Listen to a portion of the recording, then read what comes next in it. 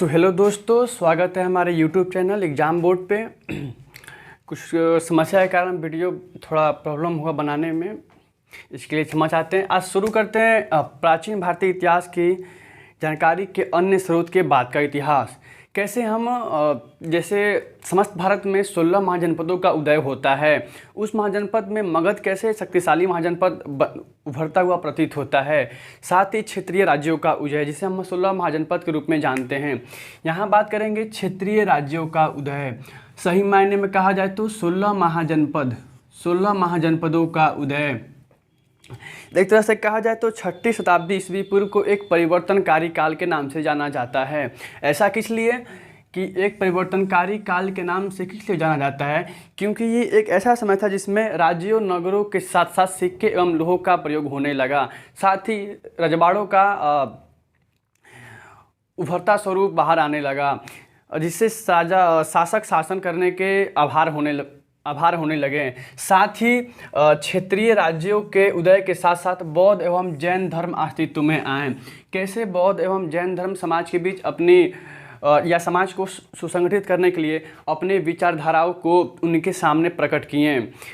यहाँ बात कर रहे हैं कि 6ठी शताब्दी ईस्वी पूर्व को एक परिवर्तनकारी काल के रूप में जाना जाता है। ऐसा किस लिए, अभी हमने चर्चा किया। राज्यों नगरों एवं लोहे सिक्कों के बढ़ते प्रयोग के साथ साथ क्या होता है कि बौद्ध एवं जैन धर्म अस्तित्व में आते हैं, और इनके द्वारा जो भी विचारधाराएं प्रतिपादित की जाती हैं, उन विचारधाराओं का मकसद समाज को सुसंगठित करना होता है। एक तरह से बात की जाए तो अभी हमने बात किया 16 महाजनपद। इन 16 महाजनपदों का उदय हमें किस ग्रंथ से मिलती है, तो इनका उल्लेख हमें बौद्ध ग्रंथ अगंतुर निकाय और जैन ग्रंथ भगवती सूत्र से मिलती है। अर्थात 16 महाजनपदों का उल्लेख बौद्ध ग्रंथ अगंतुर निकाय और जैन ग्रंथ भगवती सूत्र से मिलती है। जनपद शब्द प्राकृत एवं संस्कृत दोनों भाषाओं में प्रयुक्त किया गया है। यहाँ बात करें कि जनपद, आखिर जनपद शब्द का क्या अर्थ है। जनपद शब्द का अर्थ ऐसा भूभाग या ऐसा भूखंड या ऐसा जगह, क्या बोले अभी हम, जनपद शब्द का अर्थ हुआ ऐसा भूभाग या ऐसा भूखंड या ऐसा जगह जहाँ कोई जन अर्थात लोग अथवा जनजाति अपना पद रखता है, पैर रखता है और वहाँ बस जाता है, इसे जनपद कहा जाता है। जनपद प्राकृत एवं संस्कृत दोनों भाषाओं में प्रयुक्त किया जाने वाला शब्द है। यहाँ पर लिखा हुआ है 16 महाजनपदों का उदय होता है, अस्तित्व में आना। समस्त भारत में उस समय क्षेत्रीय राज्यों के साथ 16 महाजनपद का अस्तित्व में आते हैं, जिसमें मगध विशिष्ट स्थान रखता है। आखिर क्या कारण था कि 16 महाजनपदों में सबसे शक्तिशाली महाजनपद मगध ही बना। इसके कारण की व्याख्या हम नीचे किए हुए हैं, अब चर्चा करेंगे। यहाँ बात करें कि मगध साम्राज्य की स्थापना, तो आपको पता होना चाहिए कि हर्यक वंश के प्रथम सम्राट, हर्यक वंश के शासक बिंबिसार द्वारा मगध साम्राज्य की स्थापना की जाती है, जिसे आज हम वर्तमान में बिहार के नाम से जानते हैं। आज जिसे हम बिहार कहते हैं उसका प्राचीन नाम मगध ही था। ये भी एक क्वेश्चन है। वर्तमान बिहार को पहले किस नाम से जानते थे, तो वर्तमान बिहार को पहले मगध के नाम से जानते थे। वर्तमान बिहार का पहले राजधानी कहाँ हुआ करती थी, तो पहले गिरिब्रज हुआ करती थी, बाद में उसे राजगीर कर दिया गया। इसके बाद उसे पाटलिपुत्र, जिसे आज पटना के नाम से जानते हैं, वहाँ कर दिया गया। यहाँ बात करें मगध साम्राज्य की स्थापना हर्यक वंश के सम्राट बिंबिसार द्वारा किया गया। यहाँ से क्वेश्चन पूछता है, जिसमें हमने उसको नहीं लिखा है, बिंबिसार किसका समकालीन था, गौतम बुद्ध का समकालीन था। बिंबिसार क्वेश्चन है किसका समकालीन था, तो गौतम बुद्ध का समकालीन था। बिंबिसार गौतम बुद्ध का समकालीन था। मगध साम्राज्य की स्थापना बिंबिसार द्वारा की गई, जो हर्यक वंश से संबंधित था। यह भी क्वेश्चन पूछता है। क्या होता है कि मगध साम्राज्य की सर्वप्रथम राजधानी गिरिब्रज थी, बाद में इसे राजगीर कर दिया गया। राजगृह, जिसे राजाओं का घर कहा जाता है, अर्थात चारों ओर से पहाड़ियों से घिरा हुआ क्षेत्र जो अभेद्य था उस समय, उसे राजगीर, बाद में उसकी राजधानी राजगीर कर दी गई। यहाँ से क्वेश्चन बनता है मगध साम्राज्य की सर्वप्रथम राजधानी गिरिब्रज हुआ करती थी। ये भी क्वेश्चन एक बना हुआ है और बनता भी है।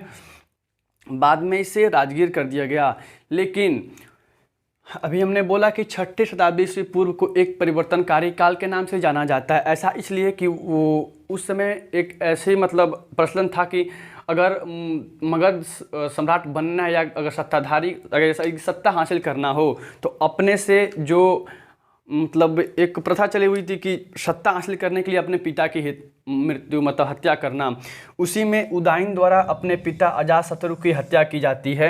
हत्या करने के साथ ही अजातशत्रु मगध सम्राट बनता है, मगध का सम्राट बनता है। और उसने गंगा, यहाँ 3 नदियों का नाम दिया गया है, गंगा, सोन एवं पुनपुन। पुनपुन जिसे वर्तमान में गंडक के नाम से जानते हैं। क्या होता है कि मगध सम्राट उदयन द्वारा पाटलिपुत्र नगर की स्थापना की जाती है, जिसे हम आज पटना बोलते हैं, पटना नगर की स्थापना की जाती है। किन 3 नदियों के संगम पर इसने पाटलिपुत्र नगर की स्थापना की? तो गंगा, सोन एवं पुनपुन। पुनपुन को वर्तमान में गंडक के नाम से जानते हैं। यहाँ ये क्वेश्चन कई बार ऊपर के एग्जामों में पूछा हुआ है कि पाटलिपुत्र नगर की स्थापना किस सम्राट द्वारा की गई? उदयन द्वारा की गई। उदयन ने अपने पिता की हत्या करके मतलब गद्दी पर बैठा। ठीक है, यहाँ बात कर रहे हैं कि यहाँ क्वेश्चन बनता है कि किन 3 नदियों के संगम पर पाटलिपुत्र नगर की स्थापना की गई है? गंगा, सोन एवं पुनपुन। यहाँ नीचे टॉपिक लिखा हुआ है कि मगध का शक्तिशाली होना। आखिर क्या ऐसा रीजन था कि 16 महाजनपदों में मगध सबसे शक्तिशाली महाजनपद बना? तो मगध, पहला रीजन यह है कि मगध गंगा खेती की उपज खास तौर पर अच्छी होना, अर्थात जो मगध था वो मध्य गंगा के मैदान के मध्य भाग में स्थित था। वर्षा अच्छी होती थी, फसल अच्छी होती थी, तो धीरे धीरे व्यापार बढ़ा और राज्य की आय में वृद्धि हुई, जिससे मगध का एक विशिष्ट स्थान रहता है 16 महाजनपदों में। तो पहला रीजन है खेती की उपज खास तौर पर अच्छी होती थी, पहला रीजन। दूसरा है मध्य गंगा के मैदान के मध्य भाग में उपस्थित होने के कारण यहाँ फसलें अच्छी होती थी, पर्याप्त वर्षा होती थी, जिससे अनाजों की वृद्धि के साथ साथ व्यापार का भी प्रचलन बढ़ा। और व्यापार का जब वास्तविक है कि जब राज्य में व्यापार का प्रचलन बढ़ेगा तो राज्य की आय में वृद्धि होगी, जिससे 16 महाजनपदों में मगध का विशिष्ट स्थान रखता है। तीसरा बात कर रहे हैं राजगीर के पास लोहे का भंडार, जिससे उस समय वर्तमान में झारखंड, उस समय लोहे के भंडार के पर्याप्त मतलब भंडार हमारे यहाँ भंडारण थे, जिससे अस्त्र शस्त्र बनाने में सुगम मतलब सुलभता प्राप्त होती थी। इस तरह से मगध साम्राज्य 16 महाजनपदों में सबसे शक्तिशाली महाजनपद माना जाता है। यहाँ से क्वेश्चन ऐसे बनता है कि 16 महाजनपदों या महाजनपद का उल्लेख बौद्ध ग्रंथ या किस ग्रंथ में मिलता है? बौद्ध ग्रंथ या जैन ग्रंथ में से किसी एक का नाम देगा, आपको चूज करना होगा। यहाँ बात करें 16 महाजनपदों में सबसे शक्तिशाली महाजनपद किसे माना जाता है? मगध को माना जाता है। तो आज का टॉपिक कंप्लीट होता है, बात करते हैं अगले वीडियो में। यहाँ आपको बोर्ड का छोटा होने के कारण वीडियो नहीं बन पा रहा था और कुछ प्रॉब्लम भी था, तो इसके लिए खेद है मुझे। आगे आपको वो सभी मटेरियल मिलेगी, जैसे आपको पॉलिटिकल साइंस कम्पिटिटिव लेवल का भी चलेगा और जो बेसिक है वो आपको मिलेगा, इंग्लिश भी मिलेगी, ज्योग्राफी भी मिलेगा आपको। जय हिंद।